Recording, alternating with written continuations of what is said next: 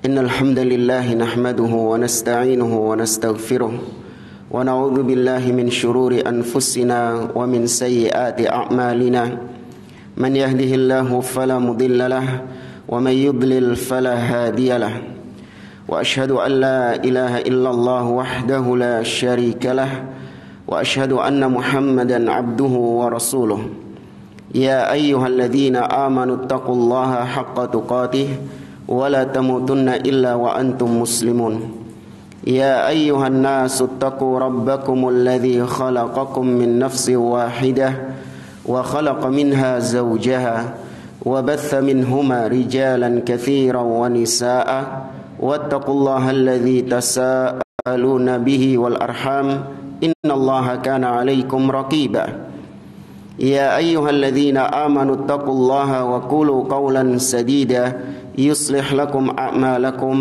ويغفر لكم ذنوبكم ومن يطع الله ورسوله فقد فاز فوزا عظيما أما بعد فإن أصدق الحديث كتاب الله وخير الهدي هدي محمد صلى الله عليه وسلم وشر الأمور محدثاتها وكل محدثة بدعة وكل بدعة ضلالة وكل ضلالة في النار.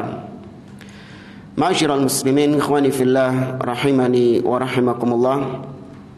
Kita meneruskan kembali pembahasan tafsir surah Al-Insyirah, di mana pada pertemuan yang lalu kita telah membahas ayat yang pertama dari surah Al-Insyirah, yaitu firman Allah Subhanahu wa taala, "Alam nashrah laka sadrak." Bukankah kami telah melapangkan dadamu wahai Muhammad? Sebagaimana yang kita sampaikan, melapangkan dada, syarhus sadr, itu bisa dua maknanya, yaitu melapangkan secara maknawi, yaitu dengan Allah Subhanahu wa taala menjadikan Nabi SAW lapang menerima segala ketetapan-ketetapan Allah Subhanahu wa taala, ridho dengan segala apa yang Allah tetapkan kepada beliau. Kemudian adapun secara hissi, secara fisik, Nabi dilapangkan dadanya, itu juga bisa berarti maknanya adalah peristiwa pembelahan dada Nabi SAW, di mana Nabi pernah dibelah dadanya ketika usia Nabi masih kecil, tatkala Nabi berada di perkampungan Bani Sa'ad, ya, ketika disusui oleh Halimah. Tatkala itu Nabi SAW dibelah dadanya dan dikeluarkan bagian syaitan dalam dada Nabi SAW oleh Jibril. Kemudian pembelahan dada yang kedua ketika kapan? Nah, ketika sebelum peristiwa Isra dan Mi'raj. Tapi itu yang dimaksud dengan insyirahus sadr atau syarhus sadr yang dialami oleh Nabi SAW. Dan perlu bagi seorang Nabi untuk dia dilapangkan dadanya, karena seorang Nabi dan Rasul, dia akan menghadapi berbagai macam kesulitan-kesulitan, berbagai macam rintangan-rintangan ketika berdakwah. Maka harus seorang Nabi itu memiliki hati yang lapang untuk menerima semua itu. Sebagaimana ini yang diminta oleh Nabi Musa alaihissalam. Ketika Nabi Musa diutus oleh Allah untuk berdakwah ke Fir'aun, sebagaimana yang Allah firmankan dalam surah Thaha, Allah mengatakan kepada Nabi Musa, "Idhhab ila Fir'aun innahu tagha." Wahai Musa, pergilah engkau menuju Fir'aun, karena sungguhnya dia telah melampaui batas. Maka apa doa Nabi Musa kepada Allah? Qala rabbi syrahli sadri. Ya Allah, lapangkan dadaku. Karena Nabi Musa tahu ketika berhadapan dengan Fir'aun pasti akan menghadapi berbagai macam kesulitan-kesulitan dan rintangan-rintangan.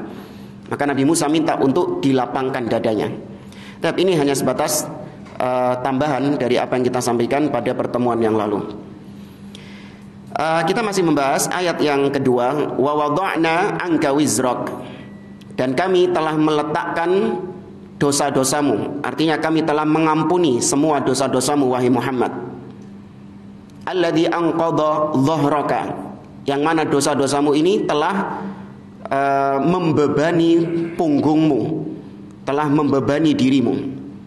Nah, di sini kemarin kita jelaskan, kalau Allah mengatakan bahwa Allah telah mengampuni dosa-dosa Nabi SAW. Apakah maknanya Nabi memiliki dosa? Sudah disebutkan pada pertemuan yang lalu. Apakah Nabi, terutama Nabi Muhammad SAW, itu punya dosa sehingga Allah katakan wa wada'na anka wizrak? Kalau Anda mengatakan Nabi tidak memiliki dosa, maka ayat ini ayat yang sia-sia. Bagaimana Allah mengampuni sesuatu yang tidak ada? Maka gimana? Nabi punya dosa enggak? Dosa apa itu? Nah, dosa-dosa kecil. Sebagaimana kemarin sudah kita sebutkan, ijma' para ulama bahwa para nabi dan rasul itu yang pertama maksum, tidak mungkin bersalah dalam masalah apa? Kabair, dalam masalah dosa-dosa besar. Para nabi dan rasul pasti tidak pernah melakukan dosa-dosa besar, syirik kepada Allah, ya, zina dan yang lainnya. Kemudian yang kedua, ijma' para ulama bahwasanya nabi dan rasul itu maksum dari kesalahan ketika menyampaikan risalah. Ya, kesalahan ketika menyampaikan wahyu. Kelalen, kelupaan menyampaikan wahyu, atau ada yang miss. Itu nggak mungkin. Karena maksum, dijaga, nggak mungkin salah ketika menyampaikan agama ini. Kemudian yang ketiga, para nabi dan rasul itu maksum dari al-akhlaq as-sayyi'ah, akhlak-akhlak yang buruk. Menipu, ya, berbohong, berkhianat, ingkar janji, ya, atau perkara-perkara yang merupakan akhlak yang jelek, akhlak yang tidak terpuji. Maka para nabi dan rasul nggak mungkin jatuh dalam perkara-perkara tersebut.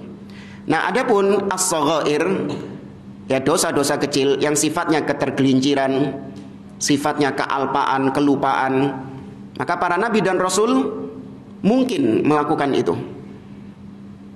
Sebagaimana Nabi Adam alaihissalam, Allah sebutkan Nabi Adam bermaksiat. Wa asa Adamu rabbahu faghawa. Dan Adam memaksiati Rabbnya, berbuat maksiat kepada Rabbnya. Demikian juga Nabi Nuh diperingatkan oleh Allah Subhanahu wa taala ketika Nabi Nuh meminta kepada Allah, ya, ketika Nabi Nuh protes kepada Allah, meminta kepada Allah tentang anaknya yang ditenggelamkan sama Allah Azza wa Jalla. Allah mengatakan, ya Nuh, innahu laysa min ahlika, innahu amalun ghairu salih, fala tas'alni ma laysa laka bihi ilm, inni a'idzuka an takuna minal jahilin. Wahai Nuh, sesungguhnya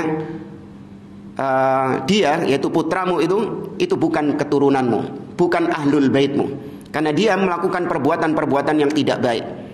Maka jangan kau meminta kepadaku apa-apa yang kau tidak memiliki ilmu tentangnya. Inni a'idzuka, aku peringatkan engkau, antakuna minal jahilin, agar engkau tidak menjadi orang-orang yang jahil. Nabi diperingatkan oleh Allah tentang sikap beliau ketika bermuka masam kepada siapa? Abdullah ibn Ummi Maktum, abasa wa tawalla an ja'ahul a'ma, dan seterusnya. Maka ini semua termasuk shaghair, ya, dosa-dosa kecil, ketergelinciran. Maka para nabi dan rasul mungkin melakukannya. Ya, Nabi Musa membunuh ini dosa kecil atau besar, jemaah?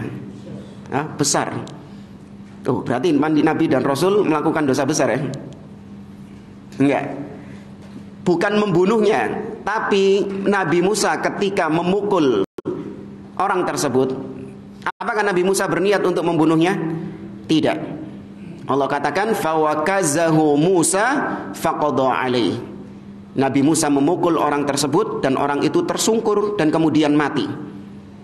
Nabi Musa tidak ada niatan untuk membunuh orang tersebut. Maka ini termasuk ketergelinciran, ya, kealpaan, kesilapan, kekhilafan atau yang semisal dengannya.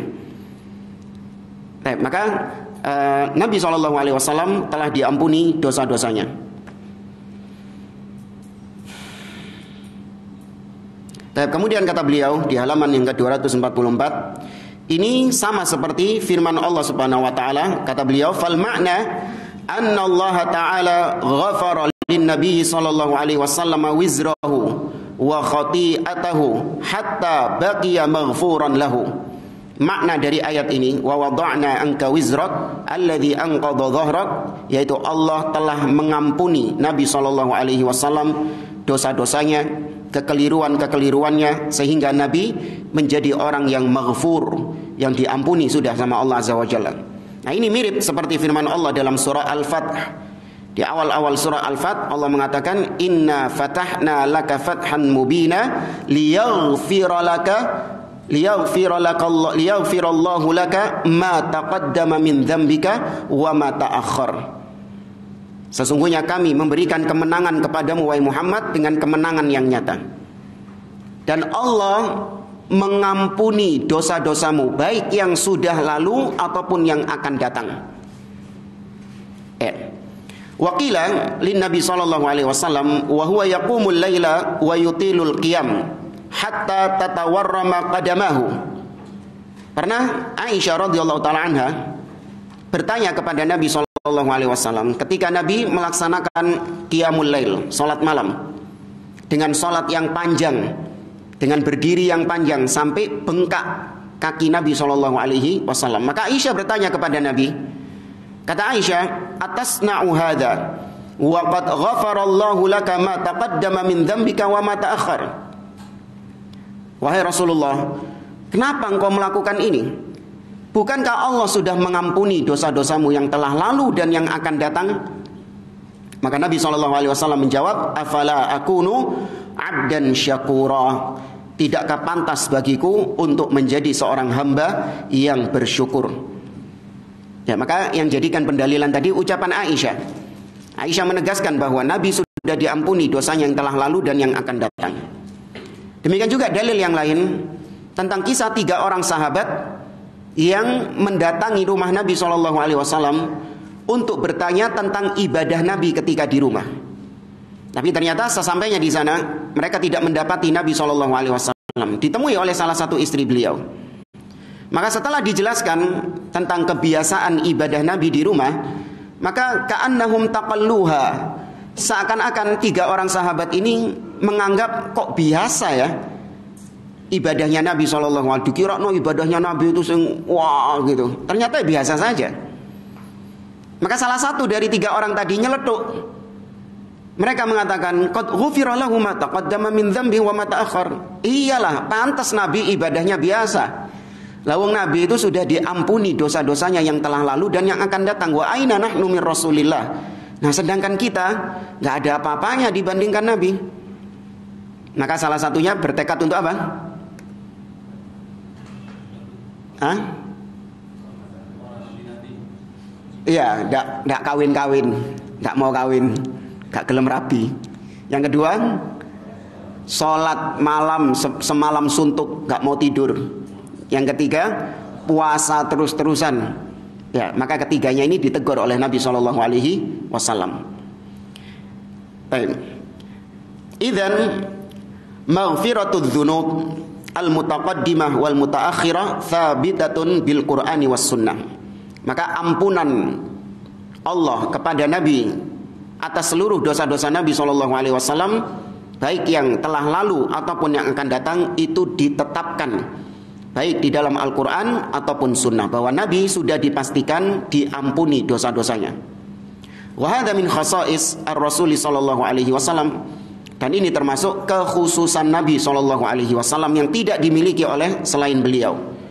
La ahada minan nas yughfar lahu ma taqaddama wa ma ta'akhkhar illa Rasul sallallahu alaihi wasallam. Tidak ada seorang pun di antara manusia yang lain yang boleh kita pastikan bahwa dosa-dosanya sudah diampuni semuanya, baik yang telah lalu ataupun yang akan datang.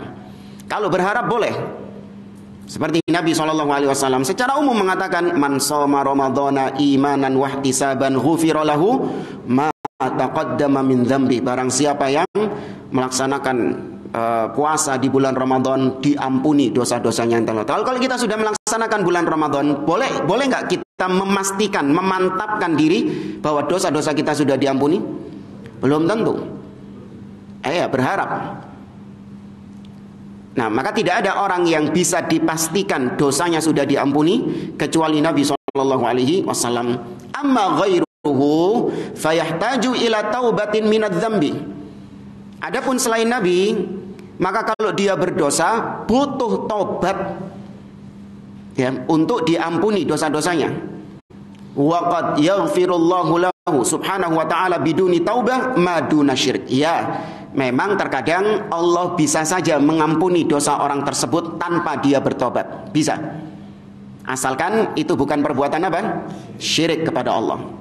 Karena Allah mengatakan innallaha la yaghfiru ay yushraka bihi wa yaghfiru ma duna dzalika liman yasha.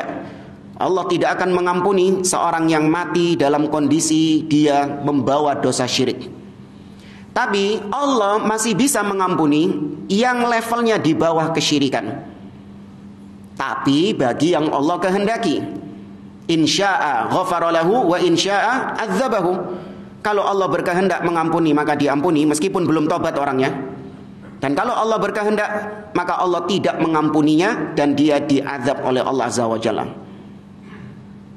Lakin Rasul alaihi salatu wassalam najzimu bi annahu qad ghufira lahu ma taqaddama min dzambihi wa ma ta'akhkhar. Tapi kalau Nabi maka boleh kita pastikan bahwa beliau telah diampuni dosa-dosanya yang telah lalu dan yang akan datang. Walihada qal, karenanya Allah mengatakan wa wada'na anka wizrak alladhi anqadha dhahrak. Maka kemudian di sini beliau menjelaskan tentang apa yang tadi kita sampaikan. Di sini ada pertanyaan, fahal an-nabiy sallallahu alaihi wasallam yadhnib? Maka kalau ayat ini menunjukkan Nabi diampuni, apakah berarti Nabi berdosa? Maka fal jawab na'am, seperti yang kita jelaskan tadi. Iya. Nabi itu berdosa sebagaimana rinciannya tadi. Wala yumkin an naruddan nusus li mujarrad anna an nasta'bida wuqu'adz-dzambi minhu sallallahu alaihi wasallam. Karena kita nggak mungkin menolak dalil hanya karena anggapan bahwa Nabi sallallahu alaihi wasallam itu maksum.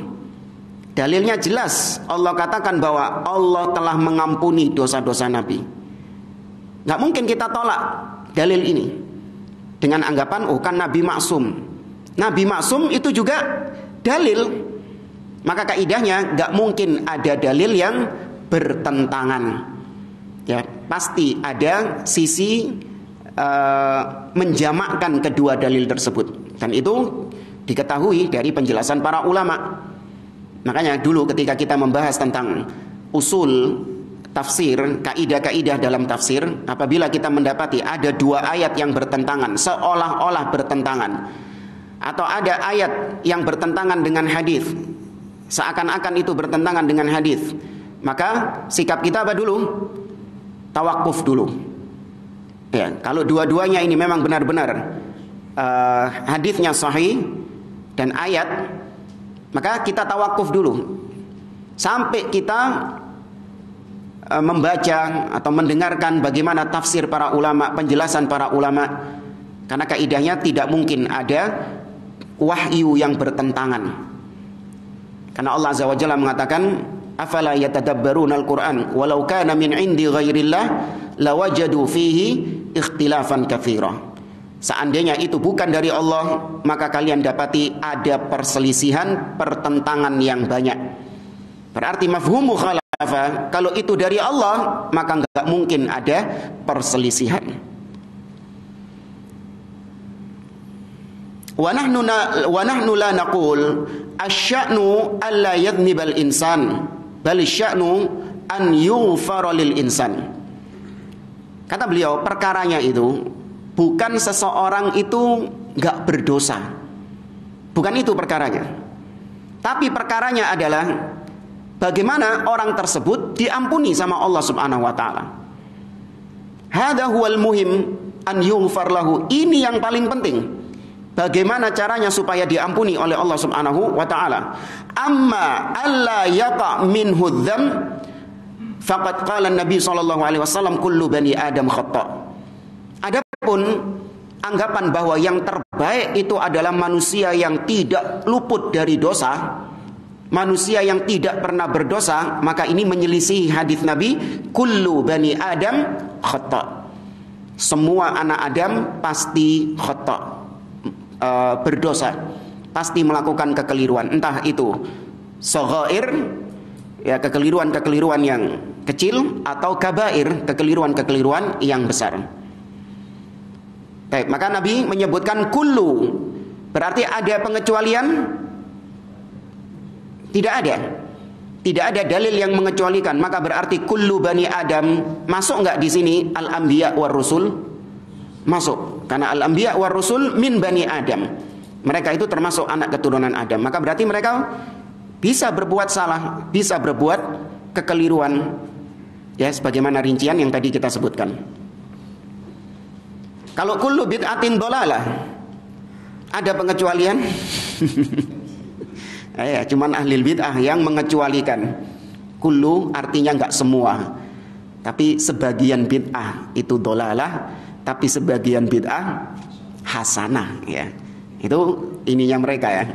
Ya, Ahlus Sunnah tidak, semua bid'ah dolalah, bila istitsna, tidak ada pengecualian, yaitu bid'ah fid din, ya, bid'ah di dalam agama. La budda min khati'ah, lakin hunaka asya' la yumkin an taqa'a minal anbiya mithlul kadhib wal khiyanah. Kata beliau, harus manusia itu jatuh dalam dosa. Harus manusia itu jatuh dalam kekeliruan. Justru ketika para nabi dan rasul itu tidak maksum dari kekeliruan, maka akan semakin menampakkan sifat mereka sebagai manusia biasa. Sengaja ditonjolkan oleh Allah Subhanahu wa taala. Para nabi dan rasul ini bisa lupa, bisa tergelincir, ya. Semuanya tujuannya adalah untuk menampakkan bahwa mereka ini ya manusia biasa. Ada sifat-sifat kemanusiaan pada mereka, sehingga menimbulkan kesimpulan mereka enggak layak untuk disembah. Mereka enggak boleh untuk disembah. Kenapa? Manusia. Tuh lihat, Nabi SAW, manusia yang paling sempurna, ternyata juga masih ada sifat-sifat khas manusianya. Lupa, ya, tergelincir. Itu kan sifat-sifat khasnya manusia itu. Ya. Maka harus manusia itu berbuat kekeliruan. Tapi kalau berkaitan dengan para nabi dan rasul, kata beliau, tidak mungkin mereka ini jatuh dalam perbuatan khianat atau dusta dan dosa-dosa besar yang lain. Fa inna hadza la yumkin an taqa'a minhum itlaqan. Karena perbuatan-perbuatan tadi tidak mungkin, mustahil terjadi pada para nabi dan rasul secara mutlak.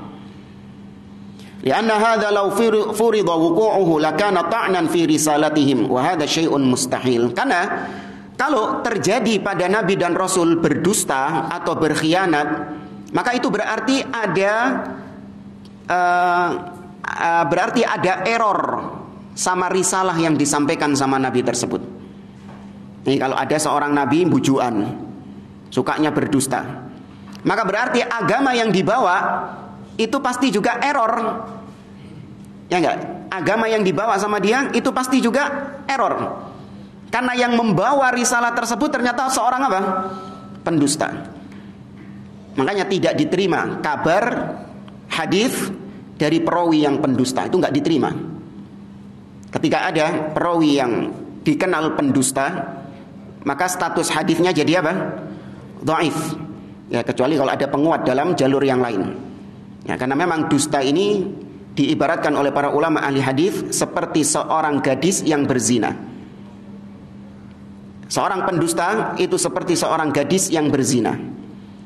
Yakni meskipun perawi hadis ini sudah bertobat kepada Allah Subhanahu wa taala, tapi tidak bisa mengembalikan kredibilitasnya sebagai seorang yang adil, seorang yang jujur untuk kemudian diterima khabarnya. Tidak.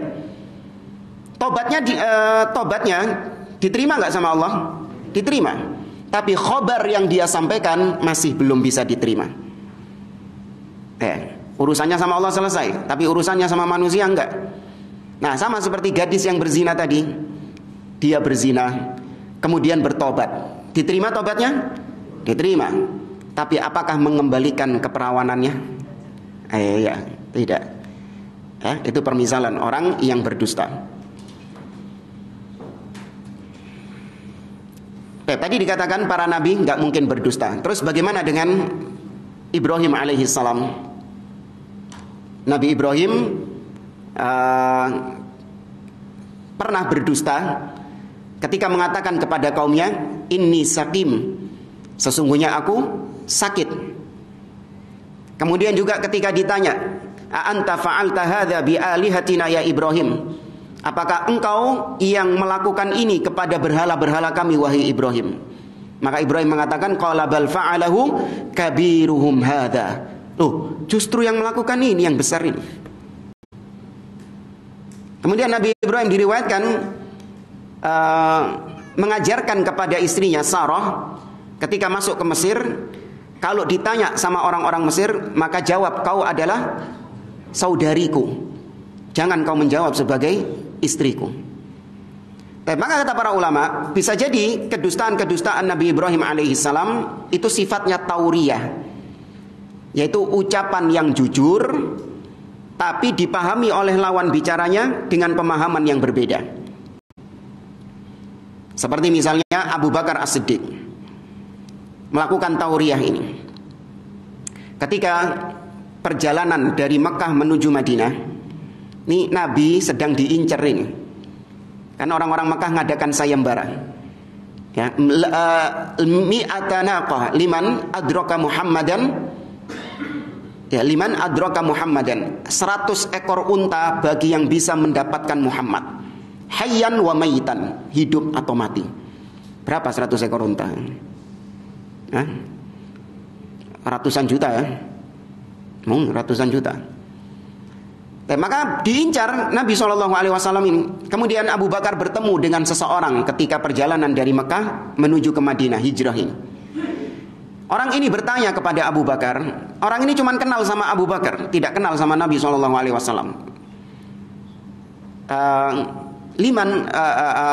Manil ladzi ma'ahu, siapa yang bersamamu itu wahai Abu Bakar? Maka Abu Bakar menjawab apa? Huwa dalil yadulluni 'ala thariq. Dia adalah guideku yang menunjukkan jalan kepadaku. Jujur enggak ucapan Abu Bakar ini? Jujur. Tapi maksudnya Abu Bakar adalah Nabi itu adalah guide-nya Abu Bakar menuju jalan kemana? Ke surga.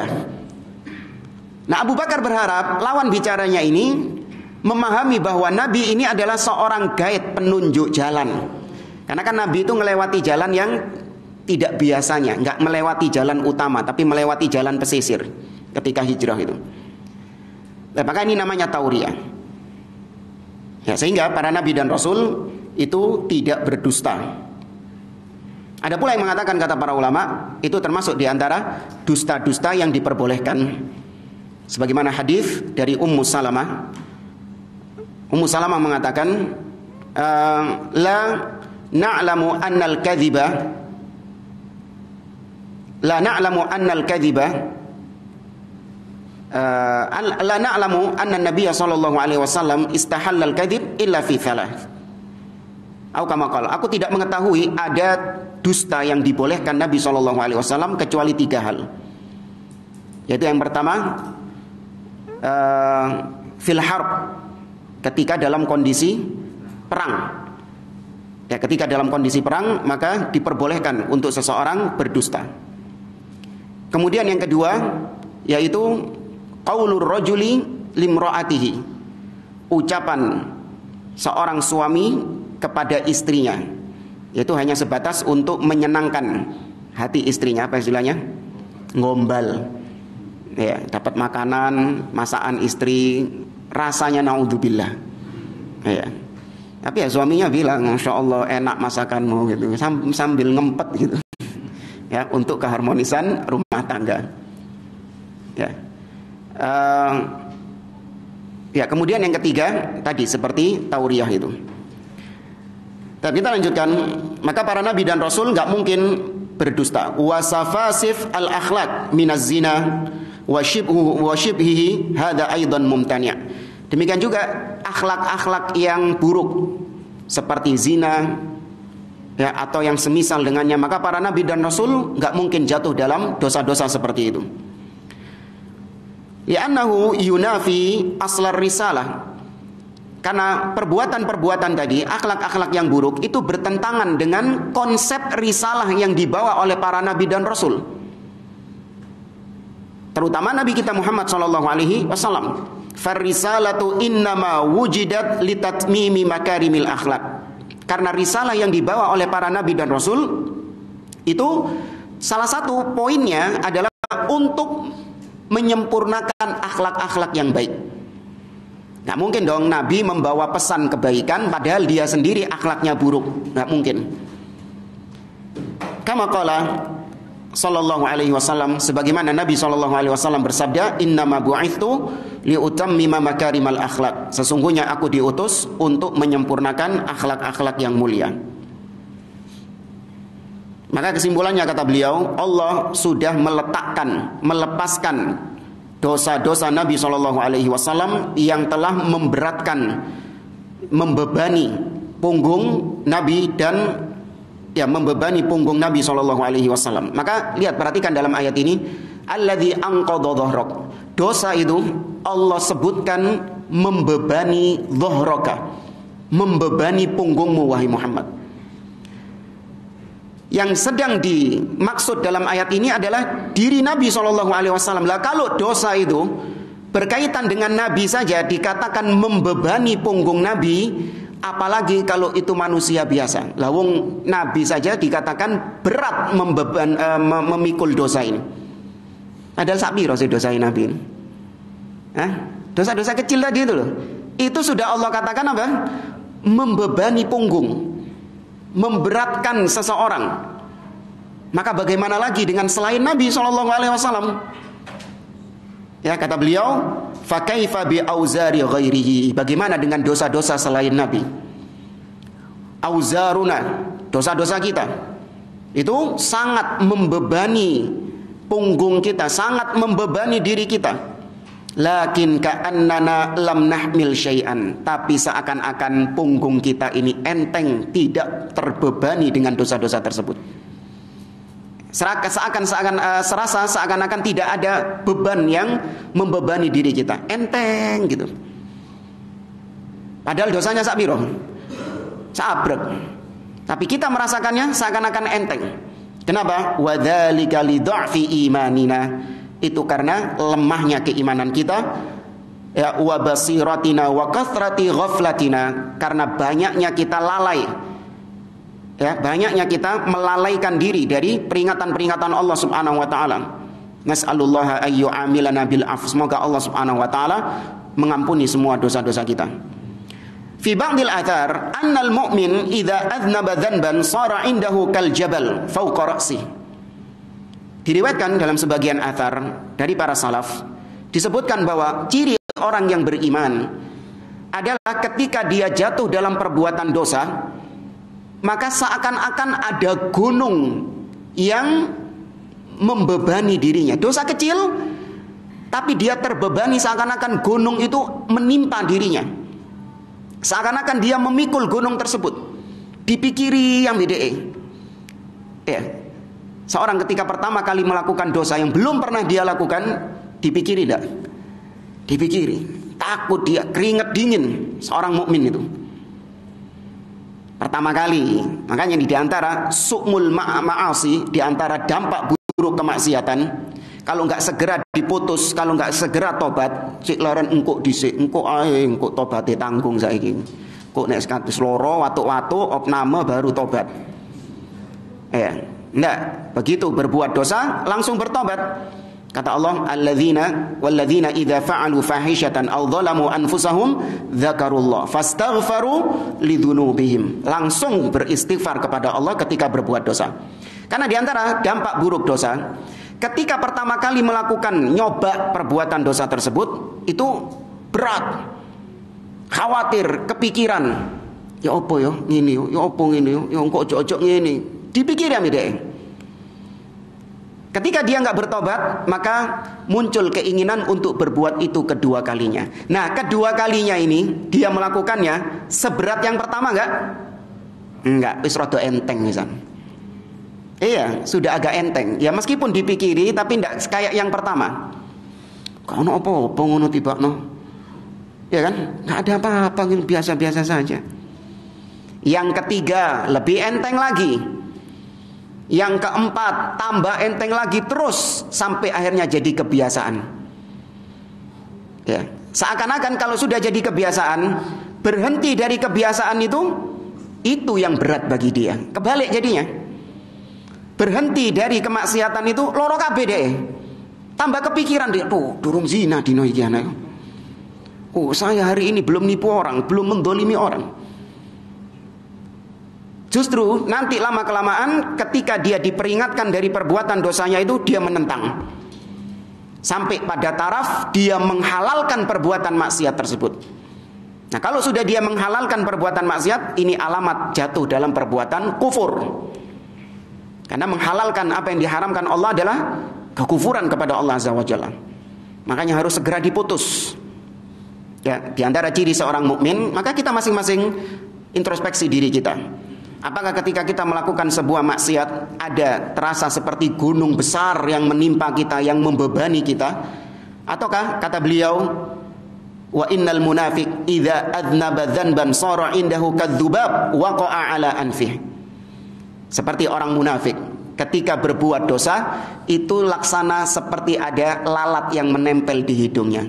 Kari digesungin itu. Enteng bagi dia. Itu cirinya orang-orang munafik. Maka masing-masing mengukur dirinya ketika berbuat dosa. Apakah kita tergolong orang-orang yang beriman, ataukah naudzubillah seperti sifatnya orang-orang munafik, menganggap enteng perbuatan dosa itu. Yakni annahu la yahtam. Maksudnya tadi seperti lalat yang menempel di hidung, yaitu dia nggak peduli dengan dosanya itu tadi. Fal mu'min tahummuhu khatayahu wa talhaquhul ham hatta yatakhallas minha bitaubatin wastighfar. Kalau orang-orang munafik tadi tidak peduli dengan dosa-dosa mereka, berbeda dengan orang mukmin. Maka orang mukmin yang jadi beban mereka, yang jadi pikiran mereka adalah dosa-dosa mereka. Dan itu tidak akan berhenti kepikiran itu. Ya, tidak akan berhenti fikrohnya itu, kepikirannya itu, sampai dia bertobat dan beristighfar, melepaskan diri dari dosa tersebut. Baru lego deh. Au hasanatin jalila tamhu athara hadhihi sayyi'ah. Seorang mukmin tidak akan berhenti mikiri dosanya itu sampai dia tobat, atau dia tutup dosanya itu dengan amal-amal soleh yang menghapus dosa tersebut. Innal hasanat yudhibnas sayyi'at, kata Allah. Sesungguhnya amal-amal kebaikan itu menghapuskan dosa-dosa. Wa anta idza ra'aita min qalbikal ghaflah an dzunubika fa'lam anna qalbaka marid. Dan engkau ketika mendapati hatimu itu merasa biasa saja ketika engkau berdosa kepada Allah Subhanahu wa taala, maka pastikan, ketahui bahwa hatimu itu sedang sakit. Hatimu sedang ada penyakitnya, enggak sehat. Li'annal qalbal hayy la yumkin an yardha bil marad. Karena hati yang sehat enggak mungkin dia ridho dengan penyakit-penyakit seperti itu, yaitu maksiat-maksiat seperti itu. Wa maradul qulub hiya dzunub, dan penyakitnya hati adalah dosa-dosa tadi. Kama qala Abdullah ibnul Mubarak rahimahullah, seperti ucapan Abdullah ibnul Mubarak, beliau mengatakan, ra'aitu dzunub tumitul qulub wa qad yurithu dzulla idmanuha. Aku memandang bahwa dosa itu bisa mematikan hati. Ya, aku memandang bahwa dosa-dosa itu bisa mematikan hati, dan bahkan bisa membuat atau mewarisi kehinaan apabila orang tersebut sudah candu dengan dosa tersebut. Ketika orang sudah candu dengan dosa tersebut, maka dosa-dosanya itu bisa menyebabkan dia jatuh dalam kehinaan. Wa tarkudz dzunub hayatul qulub, dan meninggalkan dosa itu adalah kehidupan bagi hati. Wa khairun li nafsika isyanuha, dan menyelisihi hawa nafsumu itu baik untuk dirimu.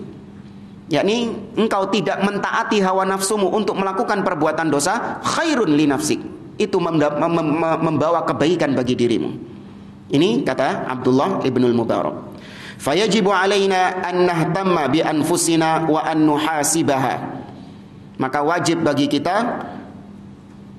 ya untuk memperhatikan diri kita dan menghisab, mengintrospeksi diri kita.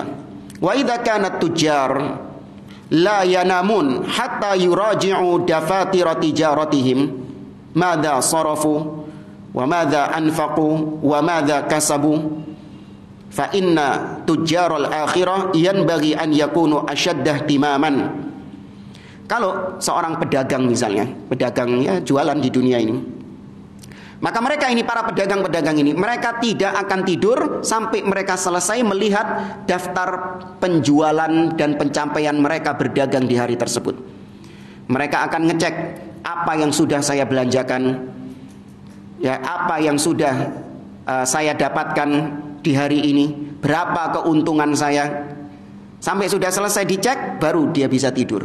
Maka demikian juga dengan tujarul akhirah, orang-orang yang mencari perniagaan akhirat, bukan perniagaan dunia, perniagaan akhirat. Maka kata beliau, harusnya orang yang berniaga dengan perniagaan akhirat itu lebih memiliki perhatian daripada perniagaan dunia tadi. Paham maksudnya ya? Ya. Nah, kita berniaga kepada Allah, tapi terkadang kita tidur tanpa memikirkan apa yang telah kita lakukan hari ini.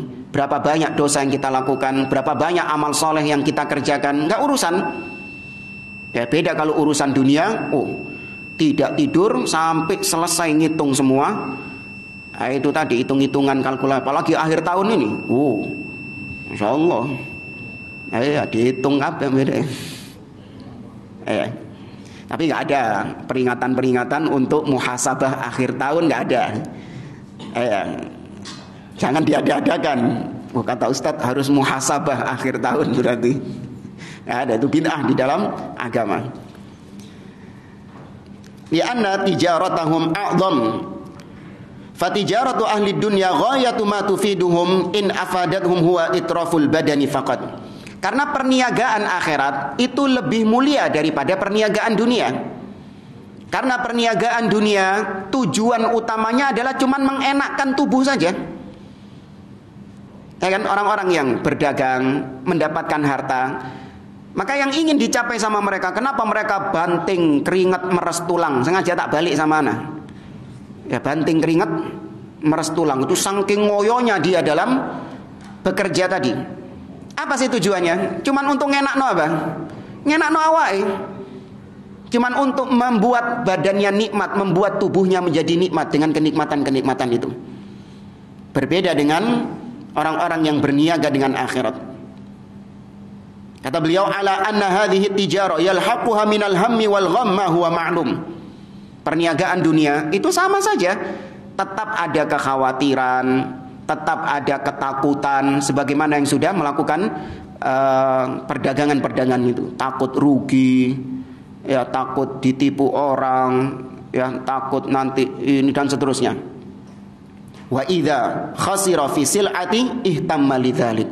Kalau sudah pedagang dunia ini mengalami kerugian, dipikiri sama dia. Dipikiri sama dia. Wa idza kana fi baladi makhawif qutta'ut tariq aw surraq sara ashadda qalaqan. Ketika tersebar, ini pedagang-pedagang dunia ini, ketika tersiar kabar banyaknya para begal-begal, banyaknya pencuri-pencuri, maraknya kriminalitas, tambah apa dia? Tambah stres.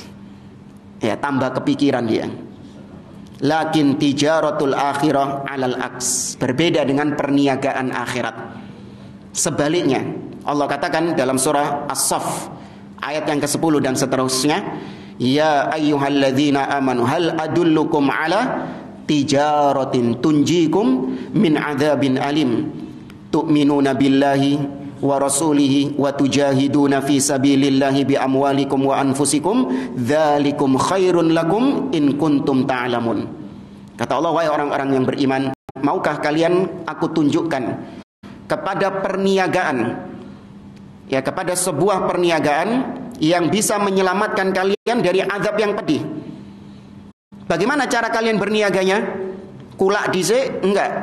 Cukup kalian beriman kepada Allah, beriman kepada Rasul, dan kalian bersungguh-sungguh berjihad di jalan Allah Subhanahu wa taala dengan harta kalian dan dengan jiwa kalian. Maka itu baik bagi kalian kalau memang kalian benar-benar mengimani perniagaan ini. Karena harus ada iman. Kenapa harus ada iman? Karena gajinya, balasannya itu tidak nampak langsung di dunia ini. Perniagaan akhirat ini, apa antum sudah dapat hasilnya? Belum. Butuh iman, kita yakin bahwasanya ada balasannya, tapi nanti ketika di akhirat, bukan sekarang ketika di dunia. Kalau Allah tampakkan sekarang di dunia, nggak ada satupun orang kafir, jamaah. Nggak ada satupun orang kafir. Kalau langsung Allah tampakkan di dunia, maka butuh iman. Kemudian kata Allah dalam ayat lanjutannya, apa yang didapatkan seseorang, balasan apa, gaji apa yang didapatkan oleh seseorang, keuntungan apa, benefit apa yang didapatkan oleh seseorang ketika dia berniaga dengan cara beriman kepada Allah, beriman kepada Rasul, dan berjihad di jalan Allah. Benefit apa yang dia dapatkan? Kata Allah, yaghfir lakum dzunubakum. Ini keuntungan yang pertama, Allah ampuni dosa-dosa kalian. Kemudian wa yudkhilakum jannatin tajri min tahtihal anhar, dan Allah masukkan kalian ke dalam surga yang mengalir sungai-sungai di bawahnya. Kata beliau, tunji minal adzab wa yaghfirullahu bihadz-dzunub. Ini ada yang disebutkan sebelumnya, berarti ada 3. Diselamatkan dari azab. Ini benefitnya, keuntungannya. Kemudian diampuni dosa-dosanya dan dimasukkan ke dalam surga. Ya, ini keuntungan perniagaan akhirat.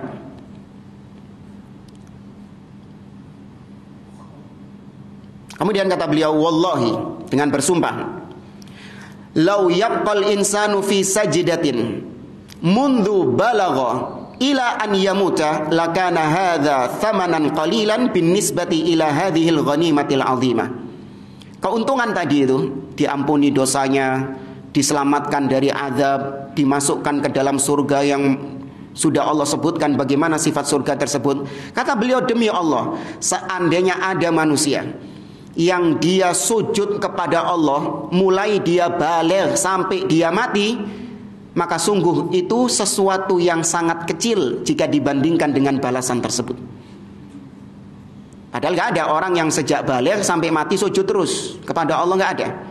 Tapi kalaupun ada, ya taruhlah ada orang yang sejak balik sampai mati dia sujud terus kepada Allah, tetap itu sesuatu yang kecil jika dibandingkan dengan benefit yang didapatkan tadi, keuntungan yang didapatkan tadi. Walau lam yakun illa an yanjual insanu minan nar lakafa. Bahkan seandainya dia cuma dapat satu benefit saja, satu keuntungan saja, yaitu dia diselamatkan dari neraka, maka itu sudah cukup. Ya. Masih diselamatkan, belum mlebu surga ini. Diselamatkan dari neraka saja, tidak mendapatkan azab, maka itu sudah keuntungan yang sangat luar biasa. Ahyanan al-insan yufakkir, yaqul laitani lam ulad au yakfini an anju minan nar. Terkadang seseorang berpikir, seandainya aku tidak dilahirkan di muka bumi ini, atau seandainya aku tidak dilahirkan di muka bumi, atau cukup bagiku aku diselamatkan dari neraka. Wis, cukup pisan aku diselamatkan dari neraka. Sebagaimana kata Umar ibn Khattab, laitani syajaratun tu'adat, laita ummi lam talitni. Seandainya aku adalah pohon, ya seandainya aku adalah sebuah pohon yang ditebang. Nah, pohon yang ditebang sudah nggak ada nasibnya lagi. Dan seandainya, duhai, andai kata ibuku tidak melahirkan aku. Kenapa? Ini karena kekhawatiran Umar ibn Khattab. Kalau orang sudah dilahirkan, maka pasti potensinya dia diazab sama Allah Subhanahu wa taala. Wal asri innal insana lafi khusrin. Semua manusia dalam keadaan merugi, artinya terancam dengan neraka. Ya, semua manusia terancam dengan neraka. Illal ladzina amanu wa amilus solihati wa tawassaw bil haqq wa tawassaw bis sabr, kecuali orang-orang yang disebutkan di ayat setelahnya itu. Li'annal insan yadhunnu annahu aminun li'annahu yusalli wa yasumu wa yatasaddaq wa yahujju wa yabirru al walidaini wa ma ashbaha dzalik. Karena kebanyakan di antara manusia, mereka ini mengira bahwa mereka ini sudah aman dari siksaan Allah, sudah aman dari azab Allah, karena sudah menegakkan sholat, sudah puasa, serajin sodako, wis kaji, aman wisan dari neraka. Ya, merasa aman dari azab Allah Subhanahu wa taala. Lakin qad yakunu fi qalbi hasika tuaddi ila su'il khatimah.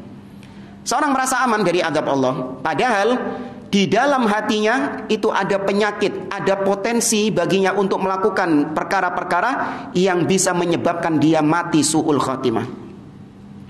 Ya, maka yang dihitung adalah akhirannya. Sekarang ini mungkin kita bisa sholat, mungkin kita bisa puasa, bisa melakukan amalan-amalan. Itu semuanya tidak menjamin bahwa kita pasti selamat dari azab Allah Azza wa Jalla. Kalau di hati kita masih ada penyakit, maka berarti ada potensi naudzubillah kita menutup hidup kita dengan su'ul khatimah. Ya, sebagaimana hadis Nabi SAW, Nabi mengatakan, inna ahadakum la ya'mal bi'amali ahlil jannah hatta ma yakuna bainahu wa bainaha illa dhira' fayasbiqu alaihi alkitab fay'amal bi'amali ahlin nar fayadkhuluha. Ada salah seorang di antara kalian yang mengamalkan amal-amal soleh, amalan-amalan penghuni surga, sampai antara dia dengan surga itu jaraknya sudah dekat, hanya tinggal sejengkal saja dia masuk surga. Namun takdir Allah, Allah tetapkan bahwa dia ini memang penghuni neraka. Sejak Allah tetapkan 50.000 tahun sebelum Allah ciptakan langit dan bumi, fulan ini sudah ditetapkan dia ini min ahli nar. Maka bagaimanapun caranya dia harus su'ul khotimah, mati di atas kekufuran dia itu. Meskipun kebanyakan hidupnya ini dihabiskan untuk amal soleh, tapi namanya takdir, tetap dia harus menjadi penghuni neraka. Maka benar apa yang Allah tetapkan tadi, sesaat sebelum kematiannya, wa ya'mal bi'amali ahlin nar, dia mengamalkan perbuatan penghuni neraka, sehingga dia mati di atas perbuatan tersebut dan masuk neraka. Ya, maka match sesuai dengan apa yang Allah takdirkan tadi. Bukan Allah yang memaksa dia, awas. Ya, bukan Allah Azza wa Jalla yang memaksa dia. Allah hanya mengetahui bahwa fulan ini pasti dia ini menjadi penghuni neraka. Itu dengan ilmunya Allah, karena Allah tahu apa yang terjadi di masa yang akan datang. Wa inna ahadakum la ya'mal bi'amali ahli nar hatta ma yakuna bainahu wa bainaha illa dhira' fayasbiqu alaihi alkitab fay'amal bi'amali ahli aljannah fayadkhuluha. Demikian juga ada seseorang yang dia ini selama hidupnya melakukan perbuatan penghuni neraka. Hidupnya penuh dengan kekufuran, kemaksiatan, kesyirikan dan lain sebagainya, sampai jarak antara dia dengan neraka hanya tinggal sejengkal saja. Tapi di Lauhul Mahfuz Allah sudah tetapkan dia ini min ahlil jannah. Maka ketika hampir datang kematian kepadanya, dia melaksanakan amalan-amalan penghuni surga dan dia mati di atas amalan tersebut, dan dia pun masuk ke dalam surga. Ini mengingatkan kita dengan kisah seorang sahabat yang bernama Al-Usayrim. Ya, kalau Anda baca sejarah sirah ketika perang Uhud, dikisahkan tentang seorang sahabat yang bernama Al-Usayrim. Al-Usayrim ini adalah seorang bukan Ansor, ya Ansor, maksudnya dia penduduk Madinah. Ketika Nabi hijrah ke Madinah, dia ini menolak untuk masuk Islam, nggak mau masuk Islam dia. Bahkan sebelumnya Nabi sudah mengutus siapa sahabat yang diutus untuk berdakwah di Madinah sebelum Nabi hijrah? Mus'ab bin Umair, untuk mengajak mereka masuk Islam. Al-Usayrim ini tetap nggak mau masuk Islam. Ya. Sampai suatu ketika perang Uhud, ya, di peperangan Uhud, di pagi harinya dia diberi hidayah oleh Allah Subhanahu wa taala. Pagi hari dia langsung masuk Islam, mengucapkan 2 kalimat syahadat, mengambil pedangnya dan langsung ikut berangkat perang bersama Nabi SAW, dan langsung mati syahid di medan peperangan tersebut. Dan Nabi mempersaksikan huwa min ahlil jannah, dan dia termasuk penghuni surga. Kata Abu Hurairah, walam yusalli lillahi salatan qad, Walam yasjud lillahi sajdatan qat. Ini orang masuk surga padahal belum pernah sekalipun salat, belum pernah sekalipun sujud kepada Allah Azza wa Jalla. Hidupnya dihabiskan untuk berbuat syirik. Tapi hari terakhir hidupnya dia melakukan sebaik-baik amalan, yaitu berjihad di jalan Allah Subhanahu wa taala. Kalau mungkin ada yang bertanya, Ustaz, kok bisa ada orang yang tadi kata Nabi sepanjang hidupnya dia beramal dengan amalan-amalan soleh, kok dia matinya su'ul khotimah? Harusnya kan kalau dia beramal dengan amalan-amalan soleh, maka matinya sesuai dengan kebiasaannya. Paham nggak maksudnya? Ya, kalau kita membiasakan amal-amal soleh, maka insya Allah kita mati di atas amal soleh tersebut. Tapi kenapa ada orang yang hidupnya itu dihabiskan untuk beramal soleh, tapi ternyata matinya di atas kekufuran? Maka jawabannya ada di hadis dalam riwayat yang lain. Nabi mengatakan, inna ahadakum la ya'mal bi'amali ahlil jannah fima yabdu linnas. Orang ini melakukan amal-amal soleh fima yabdu linnas, sing ketok di hadapan manusia, tapi di hadapan Allah itu bukan amalan soleh. Paham ya? Di hadapan Allah itu bukan amal soleh. Ketok di hadapan manusia, apa yang dilihat sama manusia itu amal soleh. Padahal Allah yang mengetahui isi hati seseorang, apa yang dilakukan selama ini bukan amal soleh. Ya. Wal insan idza marra ala mithli hadhihi nusus yakhafu ala nafsi. Seorang muslim ketika dia mendapati dalil-dalil hadits seperti ini, dia takut, khawatir. Yakhafu minar riya, dia takut jatuh dalam perbuatan riya. Yakhafu minal ujub, dia khawatir jatuh dalam perbuatan ujub, dan seterusnya. Ya, maka seorang muslim, seorang mukmin nggak boleh dia merasa aman. Harus ada kekhawatiran. Kata Al Hasanul Basri, innal mu'min jama'a ihsanan wa syafaqatan wal munafiq wa ammal munafiq jama'a isa'atan wa amna. Sesungguhnya orang beriman dia menggabungkan antara amal-amal soleh dan takut kepada Allah Subhanahu wa taala. Adapun orang munafik, mereka menggabungkan antara perbuatan buruk tapi di sisi yang lain merasa aman dari azab Allah, merasa aman dari makar Allah Subhanahu wa taala. Ya. Anak kira ini yang bisa kita sampaikan. Insyaallah pada pertemuan berikutnya kita lanjut ke ayat setelahnya, wa rafa'na laka dzikrak. Kita akhiri, subhanakallahumma wa bihamdik, asyhadu an la ilaha illa anta, astaghfiruka wa atubu ilaik. Wa akhiru da'wana anil hamdulillahi rabbil alamin. Assalamualaikum warahmatullahi wabarakatuh.